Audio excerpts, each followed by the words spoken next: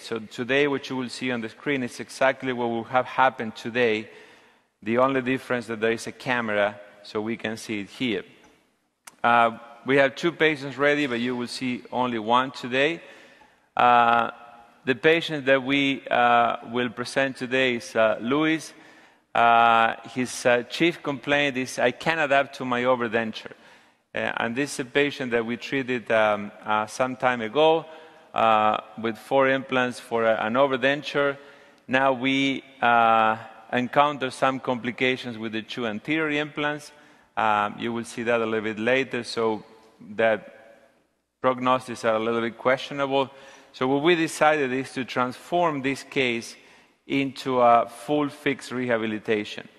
And the way we prepared the case is we took a digital impression, as you can see here, with the scan bodies, in order to prepare a tooth setup, and this was done in a model that we printed out from that impression. And you can see here now we are using the existing implants, and that will become a key element of the whole process because the existing implant will be the repositioning elements for most of the devices that we will use today. So this is a screw-retain functional wax-up try-in. We are now sitting this device in the patient's mouth. We are assessing the lip support, the adaptation. This will be a fixed conventional case. And you can see now when you see the ridge here why the patient may have had some difficulties adjusting with the prosthesis because he has a very voluminous ridge in the maxillary arch. So we check also in the lateral view, as you can see here. And this is something that we would like to do digital, but for the moment, we can only do it in an analog way. So you can see the profile. So basically, we test that beforehand that the feasibility of the fixed prosthesis is possible. So here we are. Now, this is the interesting part. Once this setup has been confirmed with the patient and with the clinical team, what we did is we transformed that setup into a radiographic template, into a screw-retain radiographic template. Right? So this is simply a duplication on radio-opaque material of that template. So now we are going to go with that device, take a combine CT for the patient. You can see here now with all the copings being picked up. And now this device sits in place. We are going to attach that device into an instrument that will allow us to reposition that with the combine CT. This will be a lab-based fabricated guide.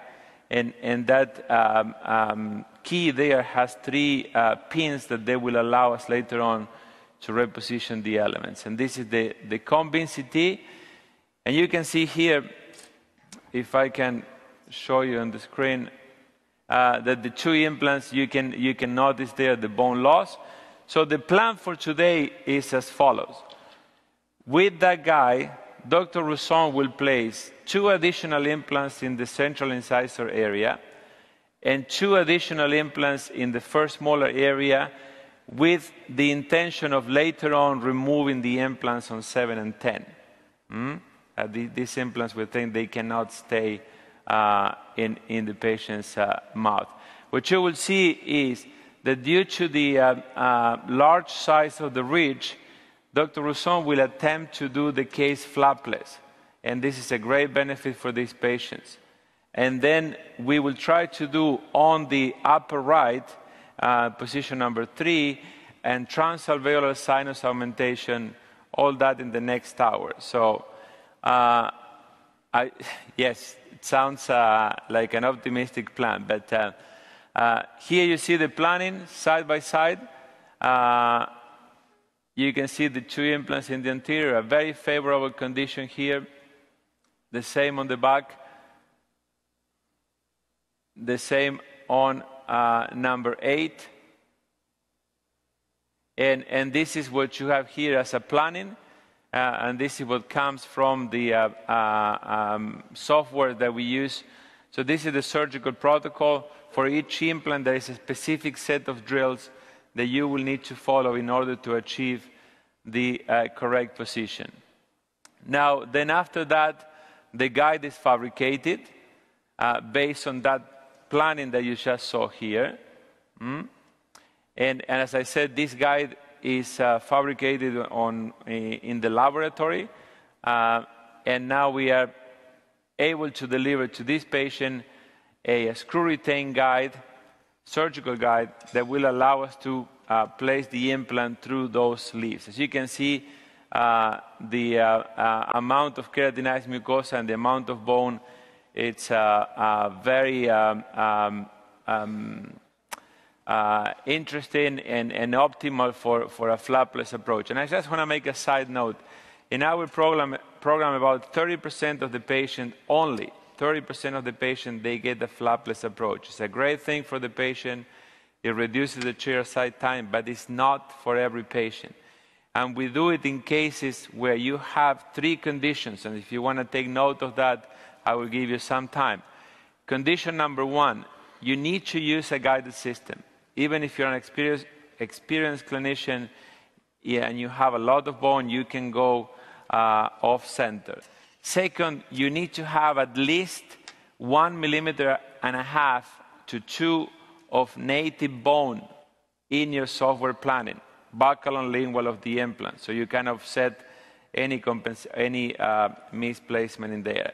And third, you need to have at least 3 millimeters of keratinized mucosa from the most buccal aspect of your sleeve. Because if you don't have enough keratinized mucosa, and this is common in the lower arch, and you punch that mucosa away, then the implant will sit without the surrounding keratinized mucosa. So if you have these 3 elements, which is in about 30% of the cases, we go flapless, and the patients are really very comfortable after the implant placement. You see here, this is a lateral view and a frontal view of the case, and exactly what I was saying, we have enough keratinized mucosa on the buccal to do this case flapless. Now, I have spoken a lot. This is about our team in Boston, and I will now do the magic words and see if the image comes up. Can we have the Boston team on screen, please? Are you guys ready? Should be Dr. Rousson saying good morning or bonjour, I don't know. Yes, good morning everybody in Orlando. Can you hear well?